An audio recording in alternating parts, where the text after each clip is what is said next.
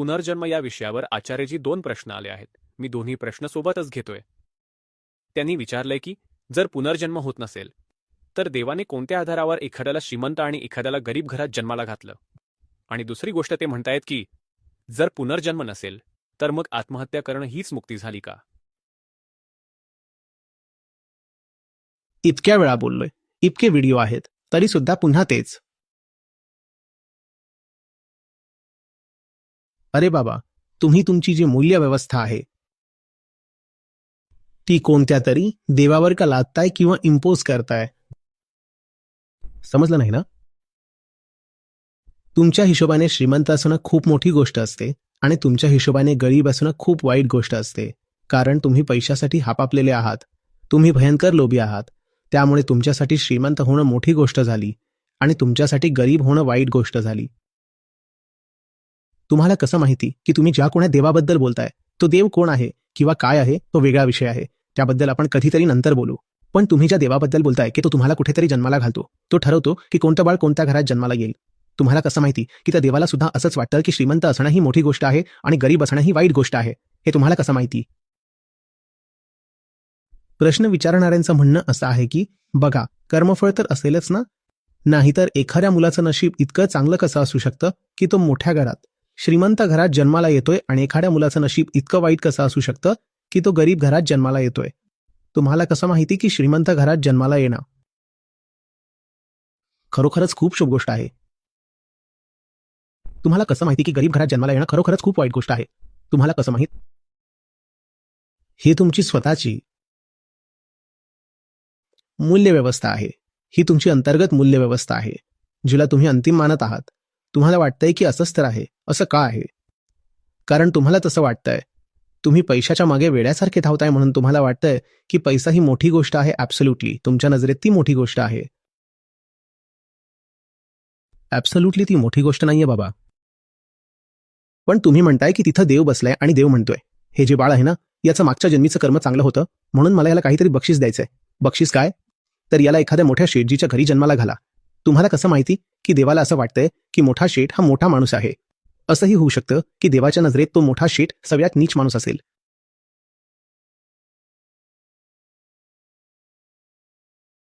अशा प्रकारे आणखी एकाहून एक मुलगी काळी किंवा गोरी जन्माला आली तर हिने मागच्या जन्मी चांगली कर्म केली होती म्हणून ही गोरी जन्मली आणि हिने मागच्या जन्मी वाईट कर्म केली होती म्हणून ही काळी जन्माला आली. म्हणजे तुमचा जो वांशिक भेदभाव आहे, रंगभेद तुमच्या अंतर्मनात इतका भिनलेला आहे की तोच तुम्ही ईश्वरीय व्यवस्थेत पण पाहता. देवाला सुद्धा असंच वाटतं की काळं असणं ही खूप वाईट गोष्ट आहे म्हणून ज्याला शिक्षा द्यायची असते त्याला तो आफ्रिकेत जन्माला घालतो. जर तुमचा देव स्वतःच जबरदस्त पद्धतीने वर्णभेदी म्हणजे रेसिस्ट आहे, हा काय फालतूपणा आहे? हे कसले प्रश्न आहेत? जर कर्मफळ नसतं तर कोणी भारतात आणि कोणी अमेरिकेत का जन्मलं असतं? तुम्हाला कसं माहिती की अमेरिकेत जन्माला येणं ही मोठी गोष्ट आहे? तुम्हाला ती मोठी गोष्ट यासाठी वाटते कारण तुम्ही डॉलर मिळवण्यासाठी वेड्यासारखी धावताय म्हणून तुम्हाला असं वाटतंय की देव सुद्धा डॉलरसाठी वेडा झालाय. सगळ्यात मोठं भाग्य हेच असेल की एखाद्याला गरिबीतच जन्माला घातलं जावं. काय माहिती? बोला, असं का होऊ शकत नाही की गरीब जन्माला येणं हे खूप मोठं भाग्य असेल? असं का होऊ शकत नाही की एखाद्या मुलीचं काळं आणि कुरूप जन्माला येणं हे तिच्यासाठी सगळ्यात मोठं भाग्य असेल? असं का होऊ शकत नाही? पण तुमची स्वतःची मूल्यव्यवस्था आहे आणि तुम्हाला असं वाटतंय की ती सर्वांची आहे, वैश्विक आणि अंतिम आहे. म्हणतायत की जर पुनर्जन्म नसेल तर आत्महत्या केल्यानंतर मग मुक्ती मिळतच असेल ना? अरे बाबा, कर्मफळाचा संबंध पुढे तुम्हाला काय मिळणार यावर ठरत नाही. हे तुम्ही सगळे नीट समजून घ्या. कर्म हे स्वतःचं फळ असतं. तुम्ही ज्या मनाने, ज्या केंद्रबिंदूतून कर्म करताय, तुम्हाला फळ मिळालं ना. वाईट काम करण्यासाठी तुम्हाला आधी वाईट माणूस व्हावं लागेल. झाली तर मग शिक्षा. आता पुढे तुम्हाला दुसरी शिक्षा कशासाठी मिळायला पाहिजे? कळलं नाही ना? पुढच्या कोणत्याही शिक्षेची गरज नाही. अशा प्रकारे चांगलं काम तुम्हाला चांगलं होऊनच करावं लागेल. मग बघा, चांगलं झाल्याचं फळ तुम्हाला मिळालं ना? काय फळ मिळालं? की तुम्ही चांगले झालात. उलट होतं असं की कर्मफळ कर्माच्या आधीच मिळतं, ते काही भविष्यात येत नाही. तुम्ही आधी उच्चतम झालात आणि मग तुम्ही उच्चतम काम केलं, तर कर्मफळ तुम्हाला कर्माच्या आधीच मिळालं. आता भविष्याची कशाला काळजी करायची? असं थोडीच होतं की आज तुम्ही कर्म केलं आणि 4 जन्मानंतर तुम्हाला त्याचं फळ मिळेल. कर्मफळ तत्काळ मिळत आहे, त्याच वेळी मिळत आहे. मग लोक म्हणतील की नाही, पण लोक इतकी वाईट कामं करतात आणि त्यांना शिक्षा मिळते असं आम्हाला तर दिसत नाही.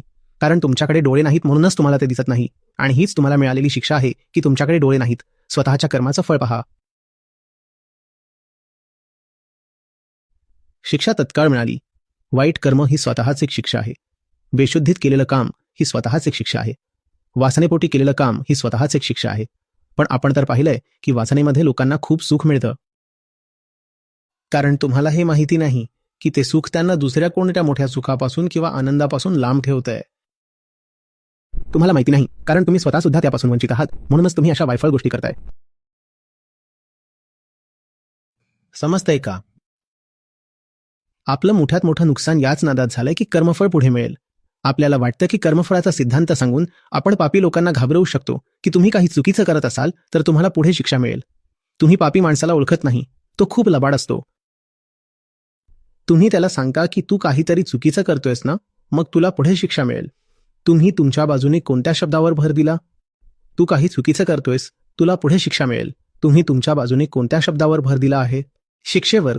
आणि पापी माणसाने ते कसं ऐकलंय माहितीये? तुम्ही काही चुकीचं करताय ना, तुम्हाला पुढे शिक्षा मिळेल. पापी माणसाने कोणत्या शब्दावर भर दिला? तर तो म्हणतोय की पुढे बघू काय होईल ते. पुढचं पुढे पाहू. आज नाही मिळाली शिक्षा, पुढे मिळेल. याचा अर्थ काय? आज नाही मिळणार. तो असं ऐकतोय की तुम्ही म्हणताय तू काहीतरी चुकीचं करतोयस तर तुला पुढे शिक्षा मिळेल. त्याला असं ऐकू येतंय की आज शिक्षा मिळणार नाहीये. आज नाही मिळणार ना, मग होऊन जाऊ दे. मग सांगा आता काय काय पापं करायची आहेत? तर कर्मफळाचा सिद्धांत पापाला थांबवत नाही. तुम्ही ज्या पद्धतीने कर्मफळाच्या सिद्धांताचा चुकीचा अर्थ लावलाय, तसं तर तो पापाला प्रोत्साहन देतोय. तुम्हाला असं वाटतंय की त्याला सरळ सांगू की तू जास्त खातोयस ना, मग पुढच्या जन्मी मुंगी होशील. तर तो अजून जास्त खायला लागेल. तो म्हणेल हा जन्म सुरक्षित आहे. या जन्मात काही गडबड होत नाहीये. जे काय होईल ते आता पुढच्या जन्मात होईल. पुढचं पुढे बघू. तुम्हाला त्याला हेच सांगायचंय की चुकीचं खाण्यासाठी आधी तुला स्वतःला चुकीचं व्हावं लागलं आणि तुला शिक्षा मिळालीये. वाचव स्वतःला. आता त्याच्या हातातला घास थांबेल. लक्षात येते का काही? तसंच हे आत्महत्येबद्दलचं आहे. आत्महत्या मूर्खपणाची आहे. कारण ती तुम्हाला तुमच्या सर्वोच्च शक्यतेपर्यंत पोहोचण्यापासून रोखते. कळतंय का काही? कदाचित आता अजून काहीतरी चांगलं किंवा मोठं झालं असतं, पण तुम्ही हार मानली. हार का मानली? कारण तुम्ही म्हणाला जीवनात खूप दुःख आहे. खूप दुःख झालंय म्हणून आम्ही आता आत्महत्या करणार. तुम्ही आत्महत्या करून दुःख तर थांबवलं, पण त्याच सोबत तुम्ही आनंदाची शक्यता सुद्धा संपवून टाकली ना. म्हणूनच आत्महत्या चुकीची आहे. तर तुम्ही म्हणाल, नाही आम्हाला माहितीये, दुःख इतकं वाढलं होतं आणि पुढे कोणताही आनंद वगैरे मिळणार नव्हता. आम्हाला हे पक्क माहितीये. तुम्हाला पक्क माहितीये. तुम्ही कोण आहात? त्रिकालदर्शी आहात. तुम्हाला पूर्ण भविष्य माहितीये का? तुम्हाला कसं माहितीये की पुढेही तीच परिस्थिती राहिली असती ज्यामध्ये आज तुम्हाला दुःख होतं? तुमचा किती मोठा अहंकार आहे की तुम्ही पूर्ण भविष्य मोजून टाकलं आणि तुम्ही म्हणालात आम्हाला पूर्ण समजलंय की जर आम्ही 20 वर्ष पण जगलो तरी 20 वर्ष दुःखच राहणार म्हणून आधीच आत्महत्या करून घेतो. आत्महत्येमध्ये अहंकार लपलेला आहे आणि अज्ञान तर आहेच, म्हणूनच आत्महत्या चुकीची आहे. गोष्ट लक्षात येते का? जीवनाचा उद्देश मुक्तीपर्यंत पोहोचणे हा आहे आणि मुक्तीलाच आनंद म्हणतात. जिथं ही शक्यता आहे की तुम्हाला आनंद मिळू शकतो, तिथं तुम्ही फक्त दुःखाला वगैरे घाबरून कशासाठी? दुःखी अवस्थेत आपल्या प्रवासाचा शेवट करून टाकताय. जरा थांबा, स्वतःला सावरा, संयम ठेवा. कंबर कसा? आणि आत्महत्या आत्मोत्सर्गापेक्षा वेगळी आहे. या दोघांमधील फरक समजून घ्या. आत्महत्या आणि आत्मोत्सर्ग या दोन खूप वेगवेगळ्या गोष्टी आहेत. आत्मोत्सर्ग म्हणजे काय? आत्मोत्सर्ग सांगतो की माझ्याकडे जे काही आहे, अगदी जीवनाचे जे काही उरलेले क्षण आहेत, ते मी आनंदासाठी ओवाळून टाकतोय आणि मी त्या आनंदाला समर्पित करतोय. हे समर्पण जर आता माझा जीव घेणार असेल तरी बेहत्तर. या आत्मोत्सर्गाला आत्महत्या म्हणता येणार नाही. समजतंय का?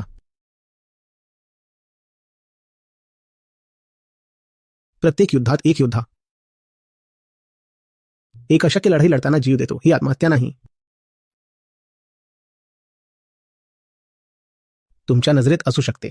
तुम्ही म्हणाल समोरच्या 500 लोकांना हा एकटा जाऊन भिडला, ही आत्महत्याच आहे. नाही, हा आत्मोत्सर्ग आहे. हा दुःखाला घाबरलेला नाही. हा परमुक्तीसाठी जाऊन भिडला आहे. ही वेगळी गोष्ट आहे. त्यामुळे मी असं म्हणत नाहीये की जीवनाला चिकटूनच राहा. जीवन खूप मौल्यवान गोष्ट आहे. हाय हाय जीवनाचा कधीच शेवट करायचा नाही. आणि 2 तास जगा किंवा 4 तास जगा, अगदी आबाळ करत जगत आहात असं मी म्हणत नाहीये. मी काहीतरी वेगळंच सांगतोय. मी म्हणतोय की जीवन तुम्हाला एका उद्देशासाठी मिळालंय. पूर्ण आयुष्य त्या उद्देशासाठी वापरलं पाहिजे. त्या उद्देशासाठी जर जीव गेला तर मग काहीच हरकत नाही. मग काहीच हरकत नाही. त्या उद्देशासाठी जर जीव द्यावा लागत असेल तर काहीच हरकत नाही. पण दुःखाला घाबरून जीव देत असाल तर ती पूर्णपणे वेगळी गोष्ट आहे. लक्षात येते का? युद्धाच्या मैदानात मुद्दाम जाणून बुजून जीव देणं ही एक गोष्ट आहे. आणि जीवनातल्या लढायांना घाबरून, दुःखाला घाबरून ट्रेनसमोर उडी मारणं ही पूर्णपणे वेगळी गोष्ट आहे. जीव देण्याची इच्छाच असेल तर एखाद्या उच्च ध्येयासाठी जीव द्या ना.